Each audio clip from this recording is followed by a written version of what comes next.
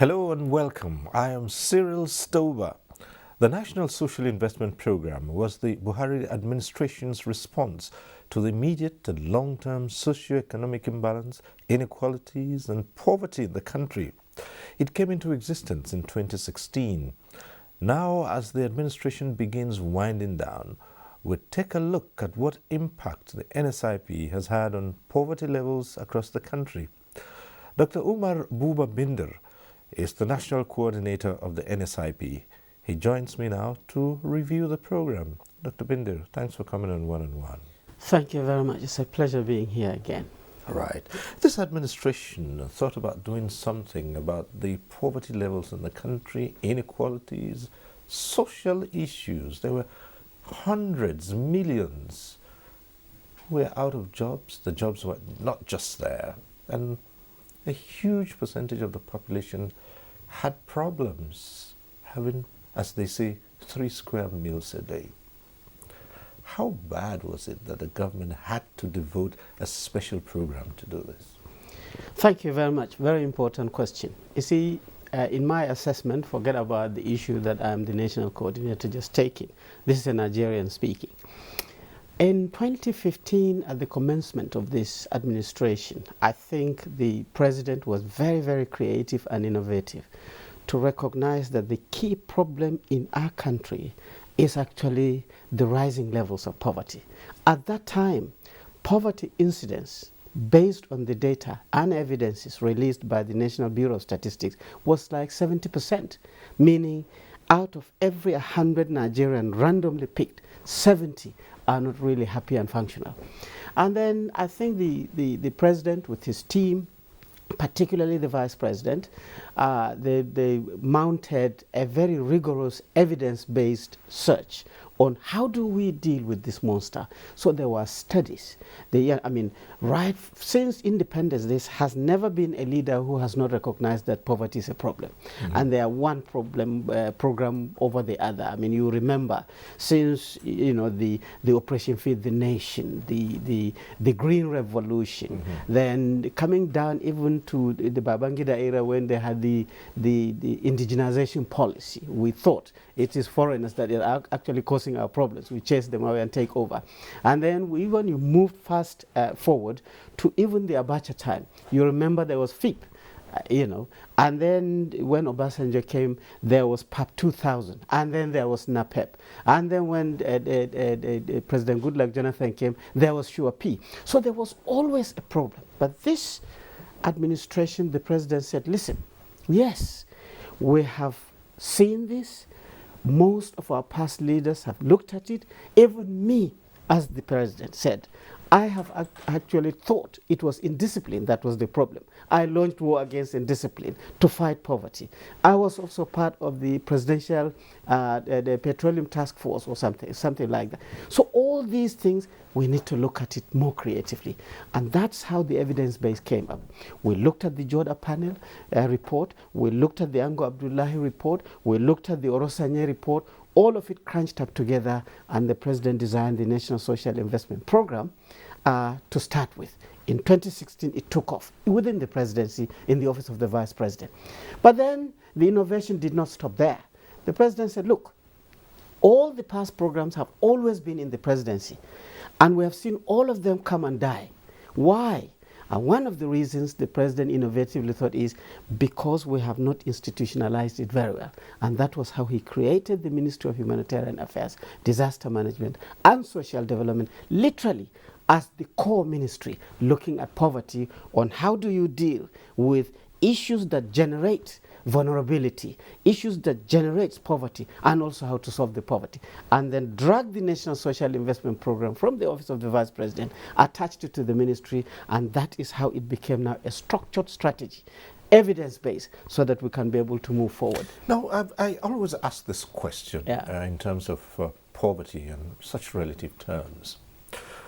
Would you rather reduce poverty or eradicate poverty? What's the better term for this? Well, actually, you can eradicate poverty, but there are two types of poverty. There is absolute poverty, meaning people don't have food to eat. Their children don't go to school. Women cannot go to clinics to go and deliver well and come back. Basic diseases, there are no outlets for you. You can actually eradicate this. Eradication of poverty is actually related to absolute poverty. But there's relative poverty. Relative poverty, if Cyril has 3 jeeps and I have 1, I can be referred to Cyril as a poor person because you have 3 and I have 1. So relative poverty, you will never get rid of it because people are climbing the ladder of prosperity and others are actually following up. But absolute poverty is actually the basic needs level and you can eradicate it. And the NSIP focuses on that. And that's what's the big problem here, because you have people who cannot access basic amenities, people who cannot access health services, even at the very rudimentary level.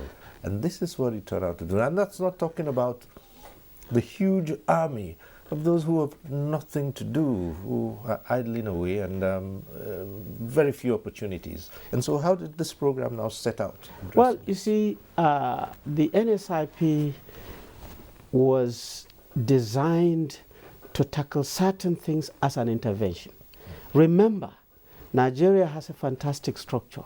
You start at the ward level, and there are leaders at the ward level elected. Those are councillors. They campaign and say, elect me and I'll do something. Every councillor knows everybody within their own council, within their own ward, by name. And then as you lift it up, you come to the local government level.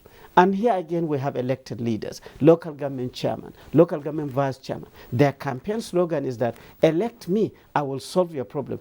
These are the basic necessities workers who sees the people on daily basis. And as you raise the political platform up, you get intermediaries like members of the state assembly, then the members of House of Reps, then the senators, until you reach the governor, who now campaigns to say, elect me in this state, I'm going to address the issues of poverty. I can conveniently tell you that from the state government down to the wards, everything they budget for, they work for, they do, are totally related to absolute poverty. Whether we realize it or not, that is where the function is. But the federal at the top is the senior brother, so to say. And it always looks down to say, hey, they're struggling. We need to intervene. You know, the primary schools are struggling.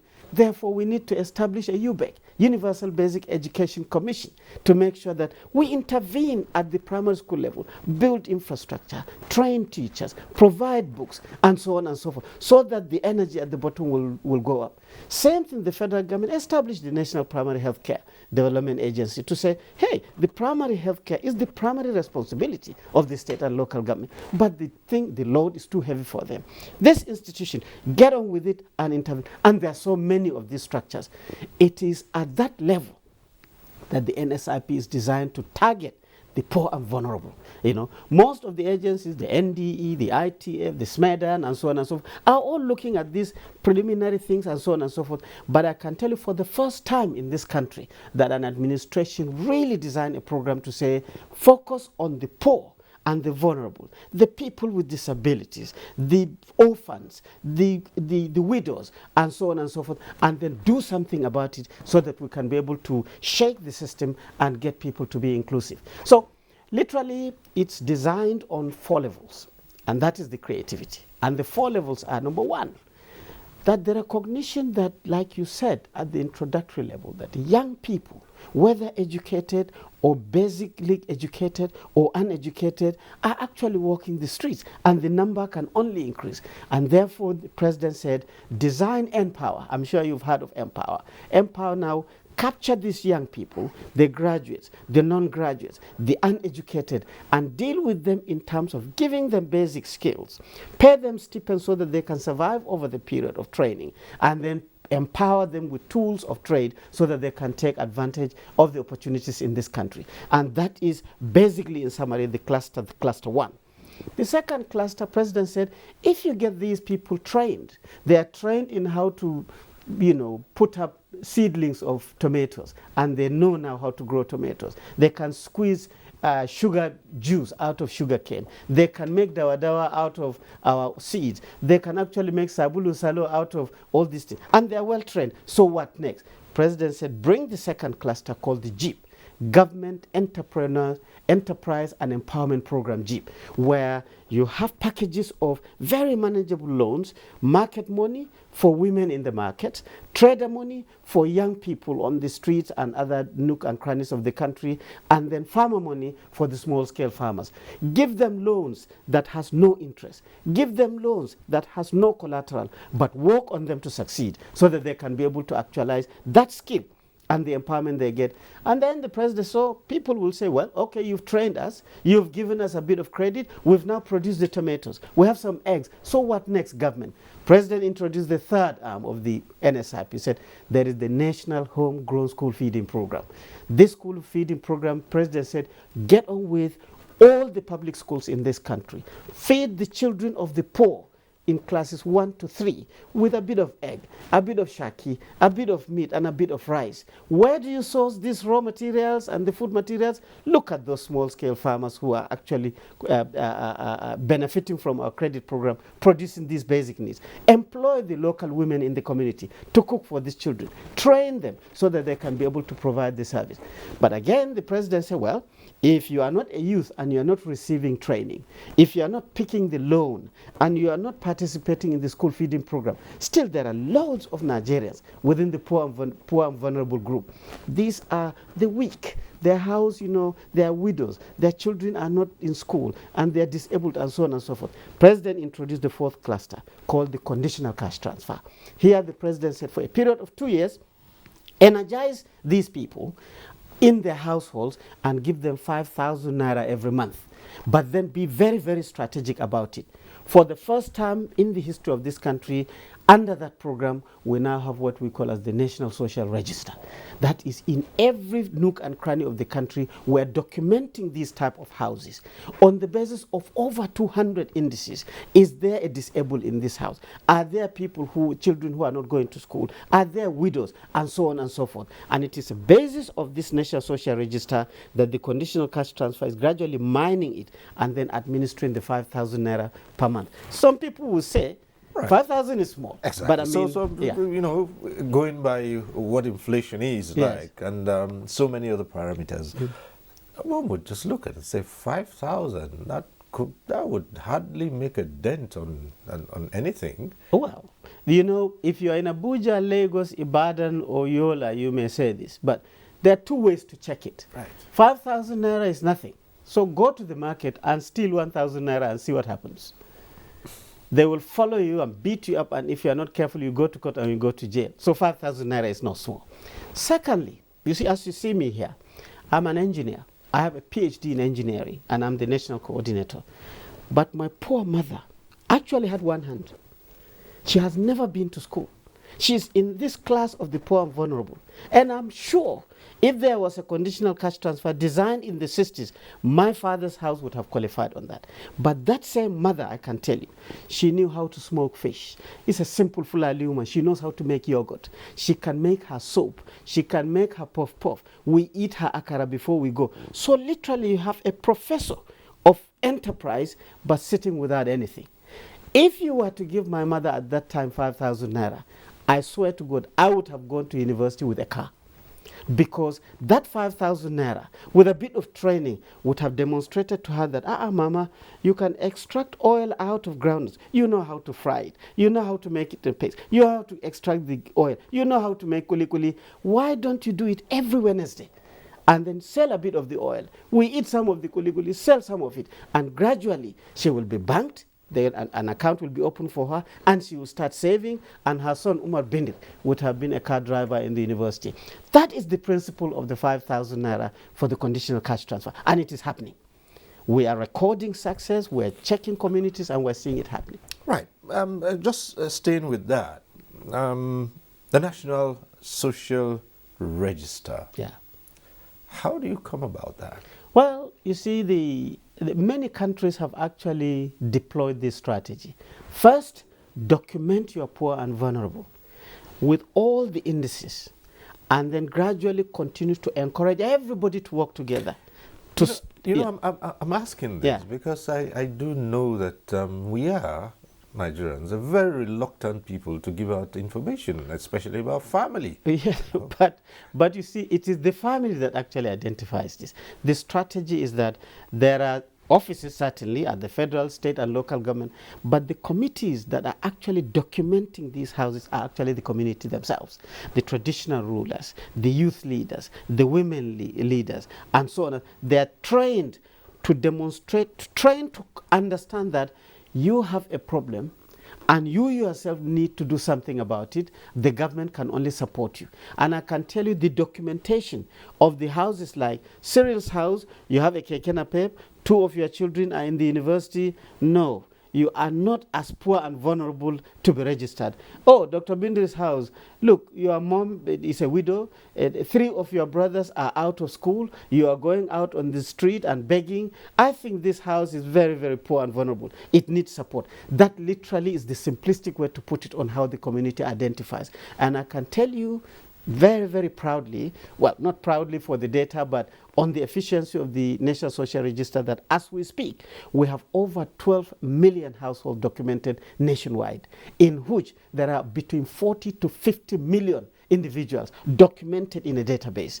And this database is available. The state government can mine from it. The international donor partners can mine from it. We are mining from it. The principle is actually pull the data there, open it, and encourage everybody to mine from it. And hopefully, the moment you start seeing that your social register coming, narrowing down, it means your fight against poverty is working. All right, because I was going to say that this should be dynamic. At what point do you begin to see a change that you can look at and say? Every 2 years we review that. Every two years we review the National Social Register. Some people will drop out of it, and if we're very good, a lot of people will get out of it, and some people will get. In China, I'm sure you've heard of China kicking over 300 million of their people out of poverty in 10 years. It's the social register principle. But they got their institutions to be very, very coordinated.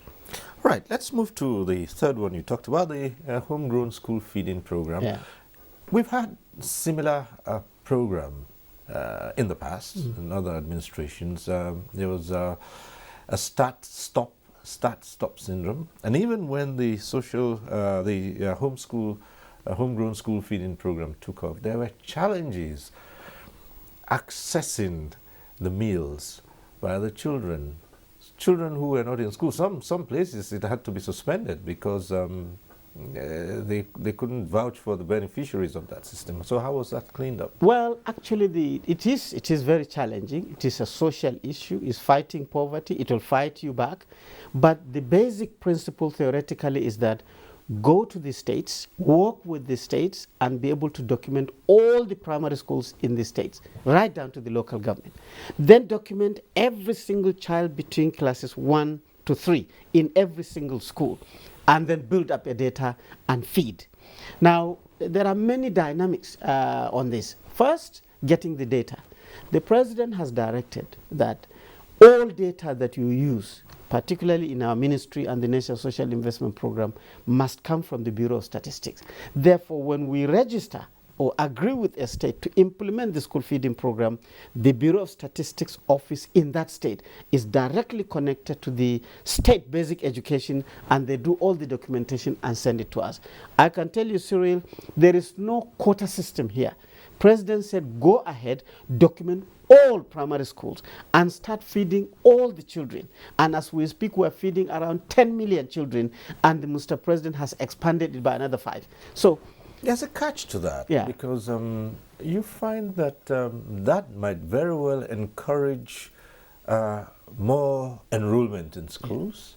And we're looking at the infrastructure available. Perhaps you've been dealing with a school population in a particular school of 500, and meals come in, and your enrollment jumps up to 1,000, 1,005. Would there be a commensurate improvement in infrastructure? This is exactly expected, and it is happening. Once you put food on the table, a lot of children, their parents will encourage them to attend school. And that is increasing enrollment for the school, but it's also stretching the infrastructure. But this gives an agenda for the universal basic education. It gives an agenda for the state government basic education commission, and so on and so forth. That's why Mr. President encouraged this synergy, this working together. Under the National Social Investment Program, from the federal office, we don't implement anything other than design and then fund.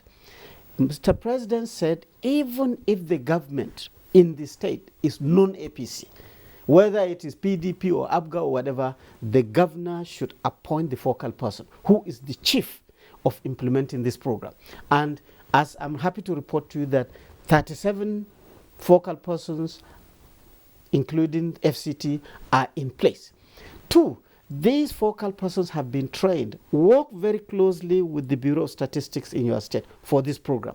Make sure that you identify all the schools. So the state government is expected to empower both the focal persons office and the Bureau of Statistics office to go to the field and gather this data. That contribution of empowering them to actually go now becomes a minor contribution by the state for a bigger dividend. So, and that is working in many states, not that it's working in all states, but it's working in many states. But like all things, you start, there are people who are pessimistic, there are people who are optimistic, and you gather momentum. But I can tell you our team, particularly at the federal level, and most of the focal persons are bending backwards to ensure that this program is implemented, and it is gradually getting better. We're seeing that increase in enrollment. We're seeing states changing their strategies and policies on basic education, and food is actually being fed to the children.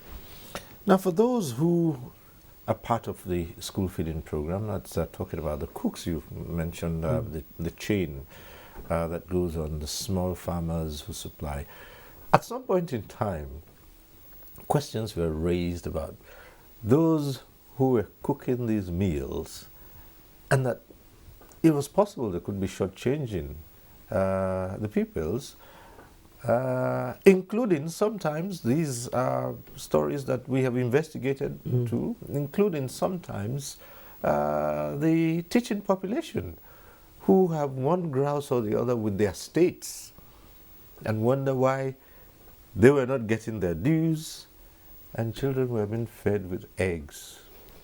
Yes, Cyril, I'm laughing as you review this because yes, in all development work and social work, this will happen because it's social, it's people. I can tell you theoretically again, the design is that we now get the data of all the children in our databases. We know every school and every child. 2, we now design the funding. Initially, it was 70 naira per child per meal on a school day, and now Mr. President has approved that it be raised based on inflation to 100 naira per child. 3, all the cooks were supposed to be recruited at the state, but within the vicinity of the school. So it is parents and aunties. They're all women, 100%. You know, there are women whose children are in the school, aunties whose children are in the school, and so on. They should be recruited. Most, if not all, the food material should come from the community. Nigerians are small-scale farmers naturally. So we expect the tomato, the egg, the chicken, the shaki, and so on, should come from the community, sparking the small-scale farming system, empowering women in the community, and then children are fed. That is the theory. But in practice, when you go there and you leave the state government to now appoint that, certainly you will get some nepotic effects, choosing people because something is coming in the hands of people. But with training, consultations with the focal persons and program managers in Abuja, zonally, and in the states, things that started with people are not sure whether this will continue or so, see that we're very serious, and gradually now I can tell you, the cooks are very well trained and they know that we are watching them. No cook is paid cash. It is all through their accounts. We don't give the focal person the money to pay it to the cook. We don't give the teachers the money to pay it to the cook. The cook is paid directly in their accounts, and they're empowered to understand that this is their money, and they go to the local market to buy the materials. So as we build up, we too, we are learning, we're building the expertise, we're building capacity, and I can tell you, gradually, the program is actually stabilizing. All right, we'll take a short break here. When we return, there'll be more on the NSIP with the National Coordinator, Dr. Umar Bindir. Stay with us. Weekend File, your Saturday delight, going to places from the obscure to the hinterland and cities, bringing you development stories and perspectives, connecting the people with government and stakeholders on critical issues of our national life. We are live in Abuja. It's 9 p.m. every Saturday on the network service of the NTA. Weekend File, you can't afford to miss it. Why should we be in a difficult situation financially? Once upon a time we were rich, but we're not a rich country anymore. Disaster management is everybody's business. In all these times, the organization turned to Nigeria. We would as much want to harness the capacity that is within us so that we see how we can become self-reliant. 1 month ended and you said you are increasing warning strike by 2 months. I mean, you are incubating madness. Even if these are officials of government who have been told to go and enforce the law and they have gone against the law itself, they must be held accountable. One-on-One, Friday, 10:30 p.m. on NTA Network.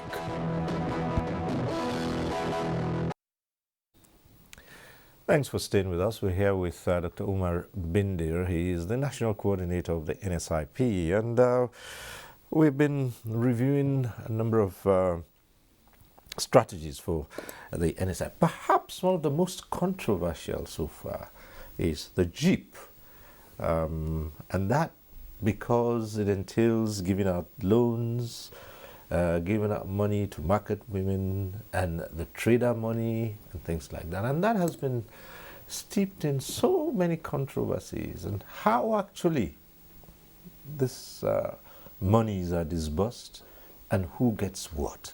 Take us through this system. Yeah, the Jeep is a very, very creative micro-loan delivery system.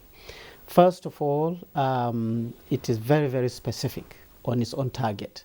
Market money literally is self-explanatory. Market women who are selling bitter leaf, who are selling fish, and so on and so forth, should be the beneficiaries of these loans, so that already they are practitioners in the industry and they should just use that, expand their businesses, empower more people on the chain. So if it is bitter leaf, the farmers are producing more. If it is tomatoes, the farmers are producing more and they are selling.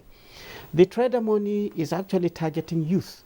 And youth that you see on the main roads, roasting corn, vending and selling sugar cane and so on and so forth, already they have something to do. And if there are others who are actually attracted, they can see this and they can be able to use it. Initially when it started on market money and trading money on 10,000 naira only. And 10,000 naira, every day you are going to the market, every day you are selling, and you are monitored closely. Repaying it is not a big deal. But the two things that encourages people to actually participate in this is that there is no interest rate. So there's nothing like 2% or 10% or whatever. Or there is no collateral. We don't say register your bicycle or register your house. So literally what Mr. President said, and a lot of people, a lot of banks were not participating into this, thinking that this is very crazy. How can you say no collateral and no interest? How do you run it? The government wants to target the poor and vulnerable, and this thing has to be narrowed to make sure that they benefit.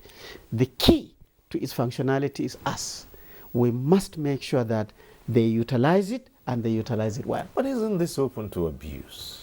Yeah, but this again is a social program. The closer you look, the less the abuse is. But if you are to give the money and walk away, of course it will be abused. It will be thought like it is a national cake.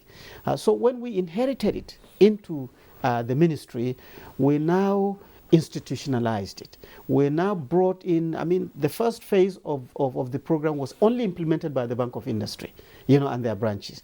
But when it came to the ministry, we now opened it up. We brought the National Orientation Agency, who should now move right down to the bottom and explain people the whole of the principle. We brought in the National Youth Service Corps, who are right at the bottom in the wards in terms of registration of all this. And then this is the structure that we use. Public institutions. Two things here. Yeah. How do you determine who gets this money? and how you ensure that who gets it returns it. That's one. And two, the other main matter to deal with encouraging political patronages, which is what critics of the government have said, that was mainly meant to patronize political supporters. How do you respond to that? Well, you see, the first thing on a value chain of implementation is registration. And this registration is open.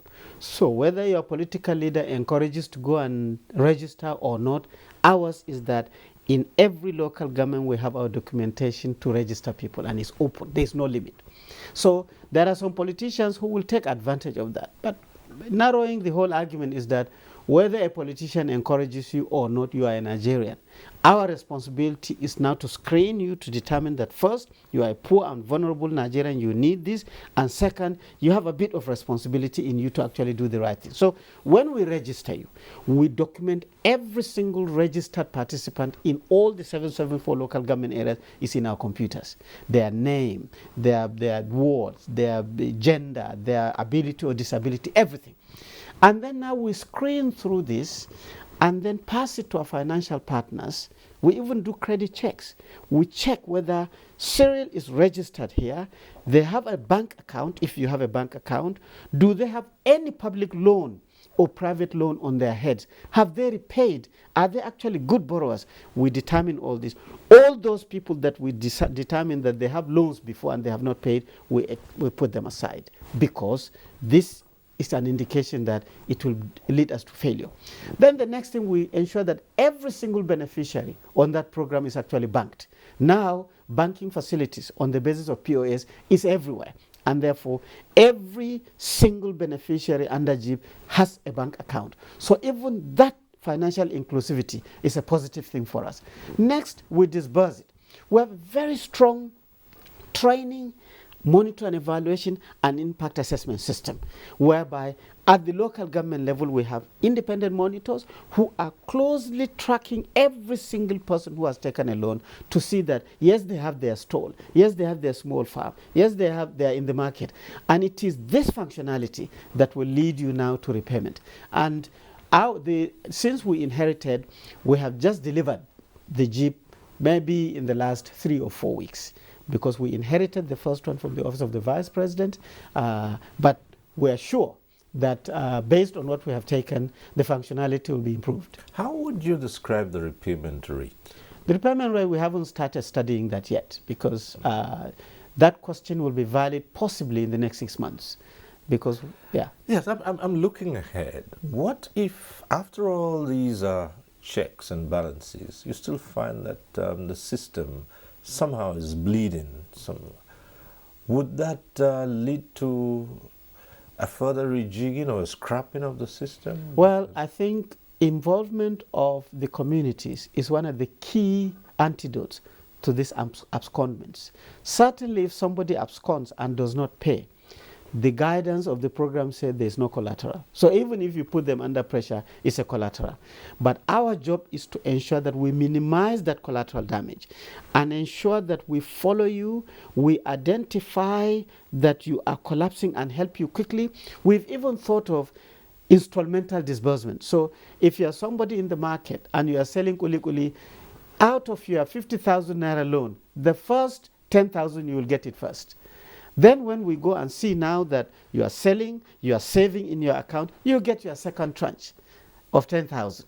And when you are expanding, you are employing 1 or 2 more and you are working, then you get your third. So many ideas are being floated. We are a lot of technical advisors, but certainly we're doing everything to minimize people who are actually defaulters. Now for the NPower. Yeah. And with the acquisition of skills, the payment of stipends. Now, everywhere there is some disbursement of funds.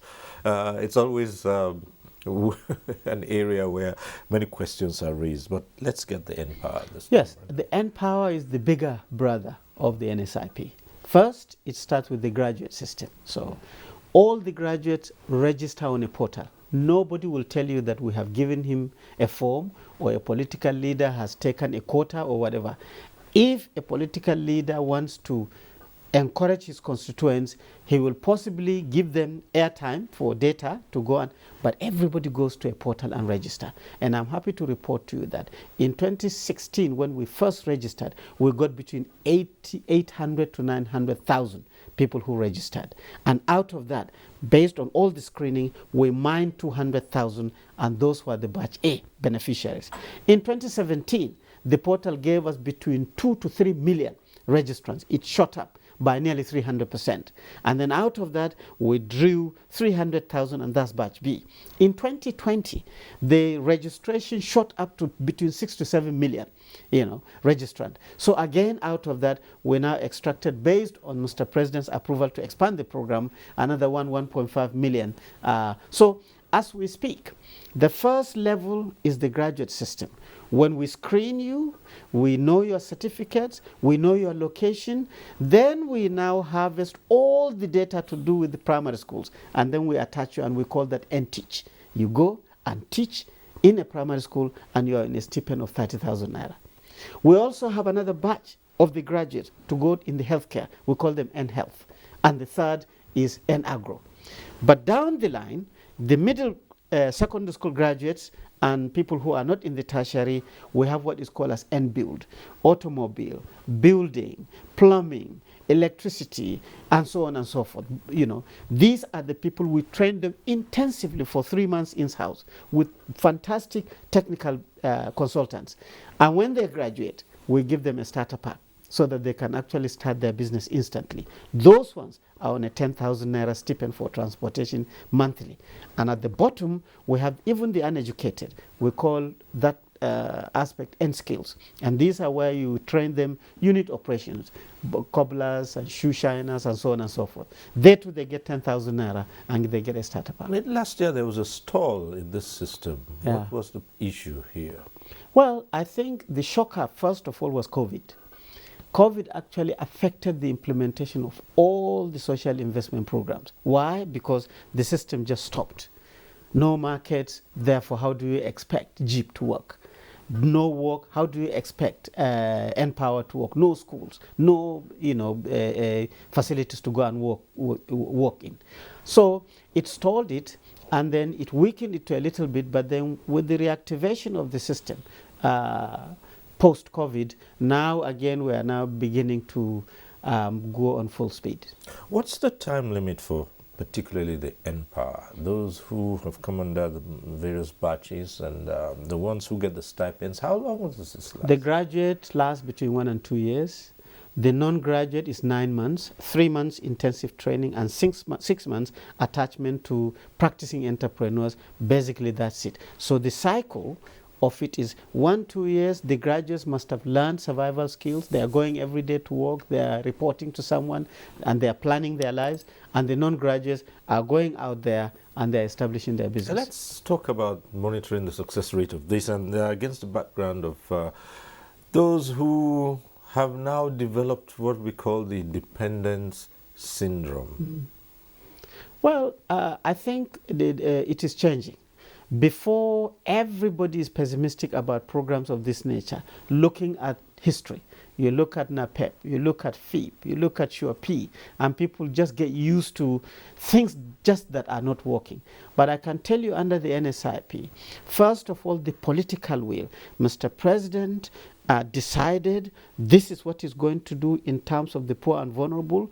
His own appointments, he appointed a very, very reliable, vigorous woman, the Honorable Minister, Sadia Umar Farouk, who has been in the humanitarian system for a very long time, very committed. Third, he ensured that the states are actually working with us, irrespective of political, so that structure is solid.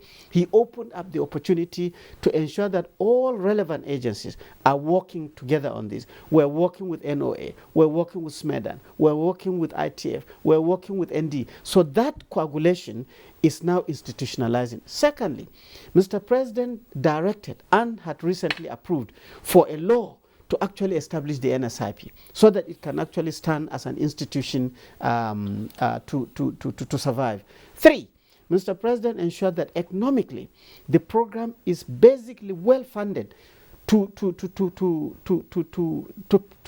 be effective.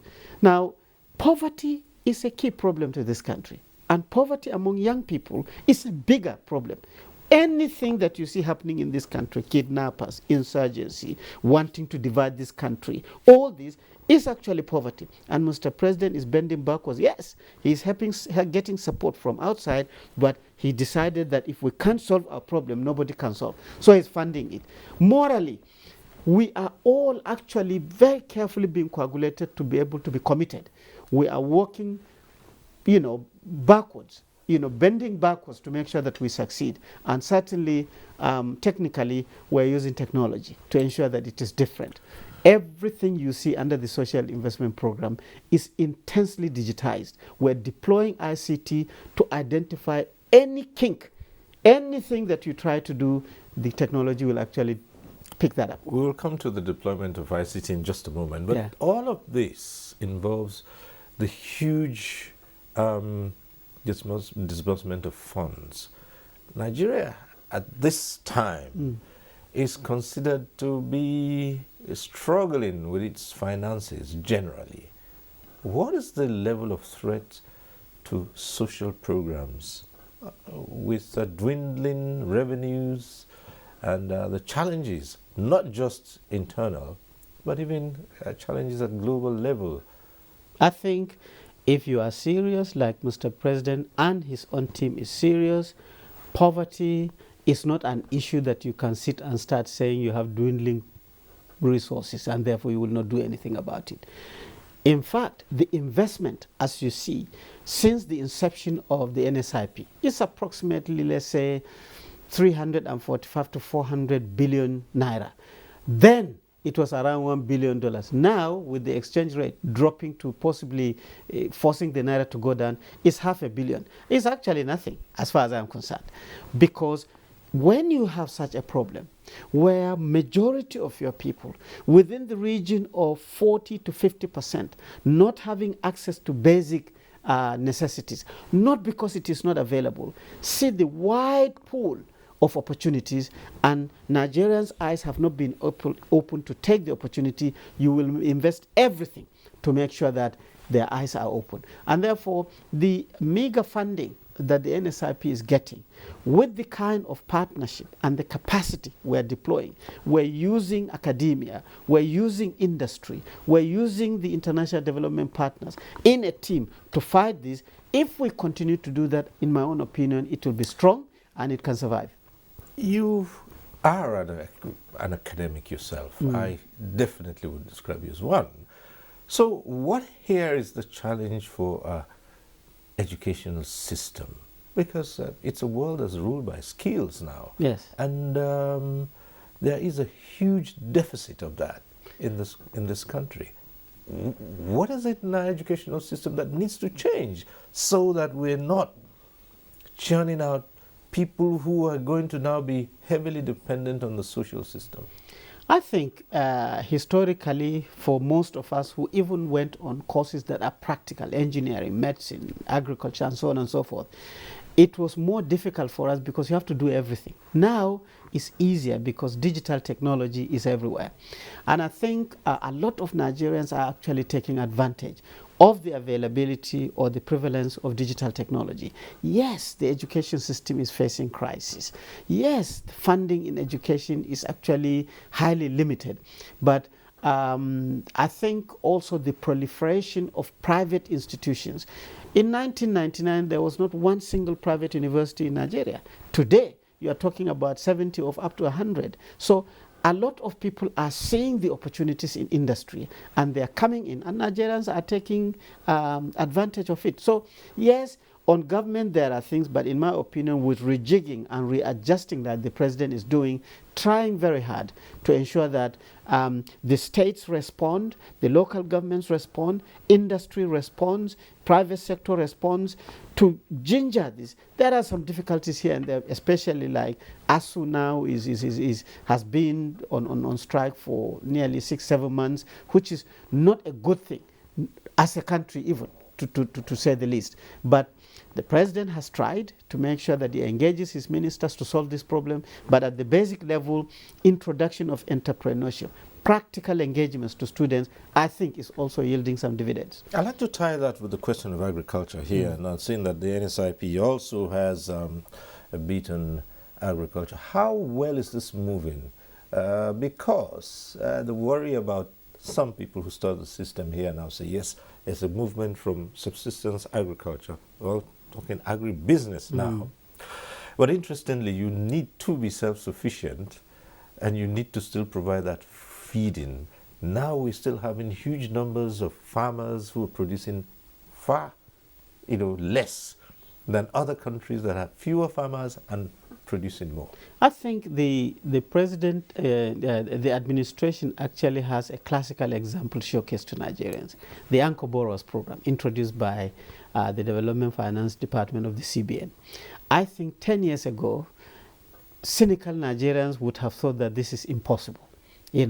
Meager credits of 250,000 to 300,000 to small-scale farmers to produce rice with the availability of superior inputs of seeds, fertilizer, herbicides, and technology. I don't think pessimistic Nigerians would have thought that this is possible, but they have seen it. Yes, some people will say the credit being given to the farmers are not paid as at when due, but the productivity certainly has gone up. And I think this momentum should be kept going on all facets, in animals, in birds, in services, and so on and so forth. Nigeria has to understand that this type of investments cannot be allowed to actually slow down. Even if you are not getting the repayments, the changes in the social setting, the empowerment that you give to majority of the rural people, the amount of things that they are producing to make sure that we are sustainable in some of these products is actually enough to encourage you to go. COVID was very dangerous for many countries, particularly the Western countries, because they are not producing their food. They are importing it. When borders were shut, they started rationing. They were queuing up, and it was devastating. Nigeria, even with the borders closed, were actually eating. And that was one of the ingredients for fighting COVID. So, to a certain extent, yes, agriculture has demonstrated to Nigerians that we can actually do it if we're very serious. With the NSIP since 2016, yeah. Now you started off by saying you were going to talk as a Nigerian and not just national coordinator. If you sat back, I know this is probably hypothetical, and looked at a system like this in place, would you say it's been worth it? Given the response, the impact, and say, are we really seeing changes in the levels, given the situation, circumstances? I think Mr. President did not just introduce the NSIP blindly like that. He even put the target and the yardstick. He said, in the next 10 years, I want all the accumulation of all these programs I'm putting together to lift 100 million Nigerians out of poverty by 2030. That became now our religious target, so to say. It's a tall order, isn't it? Yes, but let me tell you, lifting people out of poverty has a number of connotations. You can lift somebody up. He may decide to run. He may decide to sit again. He may decide to stand there. But lifting, you can lift. And I'm telling you, under the NSIP, N-Power, as we speak, we have engaged between 1.5 to 2 million young people directly. And out of this, we are talking between 50 to 60% of them have actually taken the benefit to the next level. We have numbers. When you look at the school feeding program as an antidote to out-of-school children, with the gradual increase of enrollment that we have actually witnessed, the school out-of-school children, based on birth rate and so on, may be increasing.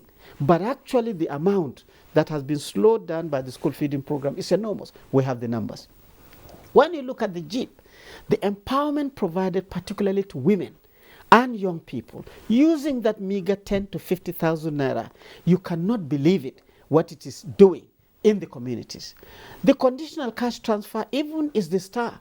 There are communities where, based on the 5,000 they are getting, these women, the caregivers have decided to coagulate into cooperative societies. We've even seen communities where their gradual working has empowered them to build additional classrooms in their village community schools. We have seen women buying ambulances to take their sick from one community to the other. We have seen women even deciding to make sure that they give scholarship to their children on the basis of that, multiplying that 5,000 naira. So it's working. Technically, impact assessment is what will show you the actual impact in numbers. And impact assessment traditionally is done between 3 to 4 years of full implementation.